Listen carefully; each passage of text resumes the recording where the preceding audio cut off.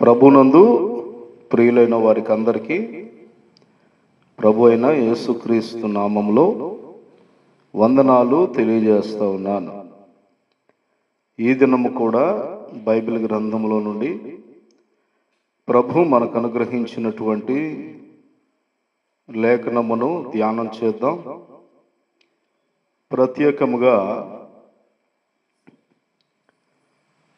ప్రాముఖ్యమైనటువంటి ఒక విషయాన్ని గ్రహిద్దాం. బైబిల్ గ్రంథములో నుండి మత్తయి సువార్త 10వ అధ్యాయము 8వ వాక్యము నుండి మనము ధ్యానం చేద్దాం. పరిశుద్ధాత్మ తండ్రి ఈ వాక్యము ద్వారా మనందరి హృదయములలో తన ఆత్మ కార్యము జరిగించునుగాక. చదువుకున్న వాక్యాన్ని. రోగులను స్వస్థపరచుడి, చనిపోయిన వారిని లేపుడి, కుష్ఠరోగులను శుద్ధులనుగా చేయుడి, దయ్యములను వెళ్ళగొట్టుడి, ఉచితముగా పొందితిరి, ఉచితముగా ఇయ్యుడి. ఉచితమైనటువంటి సేవా కార్యక్రమాన్ని గుర్చినటువంటి ఒక సూచన మనకి ఇక్కడ ఈ లేఖనము ద్వారా కనపడుతూ ఉంది. మనము 10/8 అనగానే మన మనస్సుల్లో 108 అంబులెన్స్ అనేది, ప్రభుత్వం వారి యొక్క ఉచిత సర్వీస్ అనేది మనకు వెంటనే గుర్తుకు రావాలి, గుర్తుకు వస్తుంది. మరి రాజశేఖర్ రెడ్డి గారి ప్రభుత్వంలో రాజశేఖర్ రెడ్డి గారు ఉమ్మడి రాష్ట్రంలో ప్రారంభించినటువంటి అత్యంత విలువైనటువంటి ప్రాజెక్టు 108 అనేటువంటి అంబులెన్స్ను మరి తెలుగు ప్రజల కోసం ఆయన సిద్ధపరిచినటువంటి మరి ఆ ప్రాజెక్టు ప్రారంభించినటువంటి విషయం మనకందరికీ బాహాటముగా తెలుసు. అయితే ఈ 108 అనేటువంటి ఈ సంఖ్య ఎక్కడ ఉంది అంటే మత్తయి సువార్త 10వ అధ్యాయము 8వ వాక్యములో ఉంది. ఇక్కడ వ్రాయబడినటువంటి లేఖనము యొక్క భావాన్ని మనము గ్రహిద్దాం. రోగులను స్వస్థపరచుడి, చనిపోయిన వారిని లేపుడి, కుష్ఠరోగులను శుద్ధులనుగా చేయుడి, దయ్యములను వెళ్ళగొట్టుడి, ఉచితముగా పొందితిరి, ఉచితముగా ఇయ్యుడి.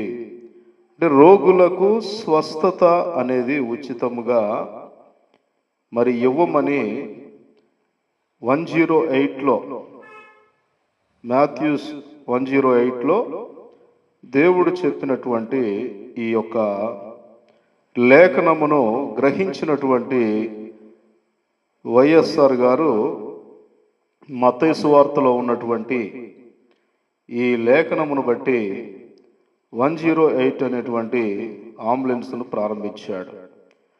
మరి ఉచితముగా ఇవ్వమని దేవుడు చెప్పాడు కనుక అది ప్రభుత్వం మనకు ఉచితముగానే సేవలు అందిస్తూ ఉంది. ఇప్పటికీ అనేకమైనటువంటి రోగులను, అంటే సడన్గా మరి హార్ట్ అటాక్ వచ్చినటువంటి వారిని కానీ, ఏదైనా ప్రమాదం జరిగినటువంటి మరి వ్యక్తులను కానీ, అలాగనే ఇంకా అనేక రకాలైనటువంటి వ్యాధి బాధలతో ఎమర్జెన్సీగా బాధపడుతున్న వారు 108కు ఫోన్ చేయగానే అంబులెన్స్ అనేది ప్రత్యక్షం అవుతూ ఉంది. దీనిని బట్టి ఇది ఉచితముగా ఇమ్మని యేసు ప్రభు వారు చెప్పాడు కనుక మరి రాజశేఖర్ రెడ్డి గారు ఉచితముగానే దీనిని మరి తెలుగు రాష్ట్రాలకు అందించినట్లుగా మనము గ్రహించగలం. కనుక ఎంత శక్తివంతంగా, ఎంత ప్రభావితముగా, అనేకులకు ప్రయోజనకరముగా ఈ ప్రాజెక్ట్ అనేది నిరాటంకముగా నడిపించబడతా ఉంది. ముఖ్యమంత్రులు మారిపోయినను, మరి పాలకులు అనేక మంది వస్తూ ఉన్నను ఇది మాత్రం ఉచితముగానే ప్రజలకు అందించబడేటువంటి క్రమం అనేది ఇది దేవుని లేఖనం. మరి దేవుని లేఖనము ద్వారా ప్రారంభించబడినది, దైవ చిత్తము ద్వారా ప్రారంభించబడినది, వాక్యానుసారముగా అడుగు వేసినది అంతా కూడా సఫలీకృతమవుతుంది. గనక మనం కూడా బైబిల్ గ్రంథంలోని వాక్యాలను విని వాక్యాలను కార్యరూపంలో మనము ప్రారంభించినట్లయితే భూమి గతించినా ఆకాశము గతించినా మరి దేవుని వాక్యము గతించదు. మరి ప్రారంభించినటువంటి మనుషుడైతే ఈ లోకాన్ని విడిచి వెళ్ళిపోయినప్పటికీ ఇంకను మరి తాను ప్రారంభించినటువంటి ఆ యొక్క మరి 108 అనేటువంటి ప్రాజెక్ట్ ఇంకా కొనసాగుతూ ఉంది. ప్రభు రాకడ వరకు కూడా మరి ఇదంతా కొనసాగుతుందని మనం నమ్మవలసిన వారమై ఉన్నాం. ఎందుకనగా ఇది వాక్యానుసారముగా ప్రారంభించబడినటువంటి ప్రాజెక్టుగా ఉంది. ఇది ఉచితముగా అందించమని ప్రభు ఈ లేఖనములో చెప్పాడు గనుక ఉచితముగానే ప్రజలకు సేవలు అందిస్తూ ఉంది. గనుక ఇంకా అనేకమైనటువంటి లేఖన భాగాల ద్వారా ప్రపంచవ్యాప్తంగా ప్రారంభించబడినటువంటి అనేకమైనటువంటి కార్యక్రమాలన్నీ కూడా నిరాటంకముగా కొనసాగుతూ ఉన్నాయి. రాబో దినములలో మరికొన్ని లేఖనాలను బట్టి మరి క్రైస్తవులు దేవుని ఎరిగిన బిడ్డలు ప్రారంభించినటువంటి అనేకమైన సేవా కార్యక్రమాలను బట్టి మనం రాబోయే దినాల్లో మనము ధ్యానం చేద్దాం. గనుక 108 యొక్క మర్మమును మీరు గ్రహించారని మరి నిశ్చయముగా మరి నమ్ముచూ ఉన్నాను. మరి ఈ లేఖనమును బట్టి ప్రభుని స్తుతించండి, ప్రభుని ఆరాధించండి.